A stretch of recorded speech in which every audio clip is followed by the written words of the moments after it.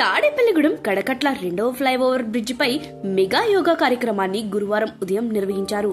MLA Bolisetti Srinivas పాల్గొని యోగా కార్యక్రమాన్ని ప్రారంభించారు. ఈ సందర్భంగా వివిధ రకాల ఆసనాలను యోగా శిక్షకులు వేయించారు. యోగాంధ్రలో భాగంగా తాడేపల్లిగూడెంలోని యాగట్లపల్లి ఫ్లైఓవర్ యోగా కార్యక్రమాన్ని ఎమ్మెల్యే బొలిశెట్టి శ్రీనివాస్ జ్యోతి ప్రజ్వలన చేసి ప్రారంభించారు. ఈ సందర్భంగా పెద్ద సంఖ్యలో ఔత్సాహికులు పాల్గొన్నారు. యోగా శిక్షకులు మున్సిపల్ కమిషనర్ యేసుబాబు, తహసీల్దార్ సునీల్ కుమార్, ఎంపీడీఓ విశ్వనాథ్, డిపిఓ మల్లికార్జునరావు, ప్రభుత్వ అధికారులు పాల్గొని ప్రోటోకాల్ యోగా, వివిధ రకాల ఆసనాలు వేశారు. ఇప్పుడు మనం యోగా నిద్ర నుంచి బయటికి వచ్చేస్తున్నాం. నెమ్మదిగా ఎడమ వైపు పొర్లి లేచి కూర్చోండి.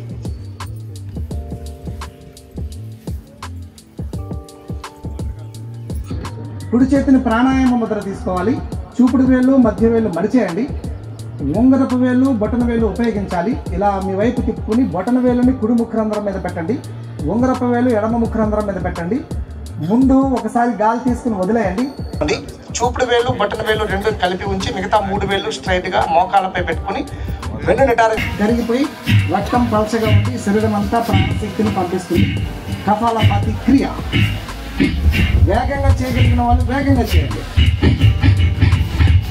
తర్వాత ఇప్పుడు మనం మనసుని స్థిరీకరించి బుద్ధిని సమత్వపరుచుకుని ఐడియల్ గా థింక్ చేస్తూ innovative thoughts, creativity, skill development down fall అవుతుంది. 3, 2, 1 స్లోలీ కమ్ డౌన్. నెమ్మదిగా దించండి. రిలాక్స్. తర్వాత ముంజేతులు, అరచేతులు, వేళ్ళు, భుజాల నుంచి అరచేతి వేళ్ల వరకు శరీర భాగాలన్నీ, చేతి భాగాలన్నీ యాక్టివేట్ అవుతున్నాయి పూర్తిగా. రిలాక్స్. ఇప్పుడు గొంతు దగ్గర ధ్యాస పెట్టండి. థైరాయిడ్ గ్లాండ్ బటర్ఫ్లై ఆకారంలో గొంతు దగ్గర ఉన్న థైరాయిడ్ గ్లాండ్ మీద. ఆ తర్వాత నెమ్మదిగా ఇంద్రియాల పైన, జ్ఞానేంద్రియాలు, కళ్ళు, చెవులు, ముక్కు, నాలుక, చర్మము, ముఖం సంగతి. మామూలుగా బీపీ లేని వాళ్ళు ఒత్తిడి తగ్గించుకోవడానికి ఆ లెంత్ అనేది మెయింటైన్ చేయండి. ఓకేనా?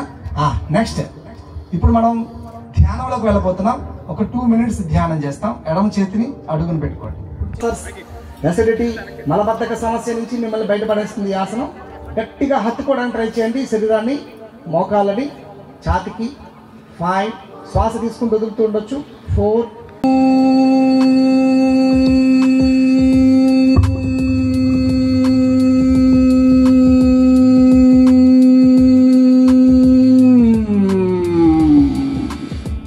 రిలాక్స్. ఇలాంటి ప్రాబ్లమ్స్ నుంచి బయటపడడానికి ఇప్పుడు మనం అర్ధ హలాసన చేయాలి. చేతులు అక్కడే నొక్కి పెట్టి ఉంచండి. 2 కాళ్ళు 90 degrees లో పైకి లేపి అరికాళ్ళు ఆకాశం వైపు పెట్టేయండి. మీ అరికాళ్ళు ఆకాశం వైపు ఉండాలి. మీ చూపు 2 కాళ్ళు బటన వేలు మీద ఉండాలి. శ్వాస నిదానంగా తీసుకుంటూ వదలండి. దీంట్లో ఏం చేస్తాం? కపాలపాతి అనే ఒక ప్రక్రియలో శ్వాసని వేగంగా వదులుతాం.